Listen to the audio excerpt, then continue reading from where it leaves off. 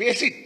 తప్పనిసరిగా తెలుగుదేశం ప్రభుత్వం వచ్చిన తర్వాత ఇలాంటి కష్టాలు మాకు ఉండవని మేము అనుకుంటామా?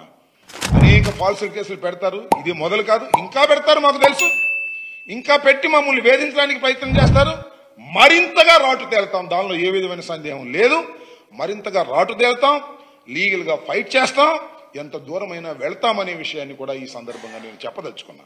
ఇలా ఫాల్స్ న్యూస్ రాసి వ్యక్తిగతంగా వ్యక్తిత్వ హననానికి దారి తీసేటటువంటి ప్రయత్నాలు మీరు చేస్తున్నారు. ఇది సరైనటువంటి విధానం కాదు అనేది చాలా స్పష్టంగా ఇవాళ మేము చెప్పదలుచుకున్నాం. పిన్నెల రామకృష్ణారెడ్డి గారు అరెస్ట్ అయ్యారు. చట్ట ప్రకారంగా దానికి కావాల్సినటువంటి అన్ని విషయాలను కూడా మేము జాగ్రత్తగా తీసుకుని ముందుకు వెళతామనేది కూడా ఈ సందర్భంగా మనం వచ్చాం. అంతకుముందు కూడా పిన్నెల రామకృష్ణారెడ్డి గారి భార్య మీద దాడి చేశారు. వరుసనే దాడులు చేసి ఏదో ఒక విధంగా భయకంపితులను చేయాలనేటువంటి దురుద్దేశంతో ఈ కార్యక్రమాలన్నీ చేస్తున్నాం. ఇలాంటి తప్పుడు కేసులు పెట్టడాన్ని మేము తీవ్రంగా ఖండిస్తున్నామని కూడా ఈ సందర్భంగా మనవి చేస్తున్నాను.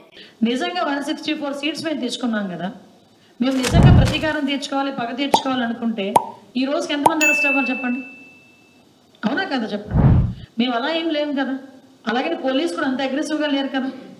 పోలీసు కూడా వాళ్ళ పని వాళ్ళు చేసుకుంటున్నారు. ఇప్పుడు ఇంకా 10 days 14 days అయింది, హార్డ్లీ 14 days అయింది, 12 days 14 days అయింది. ఇంకా ఫర్దర్గా చాలా రోజులు ఉంది.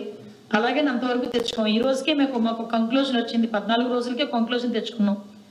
పోలీస్ డిపార్ట్మెంట్లో ఇవి చేయాలి, ఇవి ఉన్నాయి పెండింగ్ అని చెప్పి మాకు ఒక అవగాహన వచ్చింది. దాని మీద ఎలా చేయాలన్నది కార్యాచరణకి వెళ్తాం. దిశ చట్టమే లేనప్పుడు రిఫార్మ్స్ ఉండేది ఏంటండి?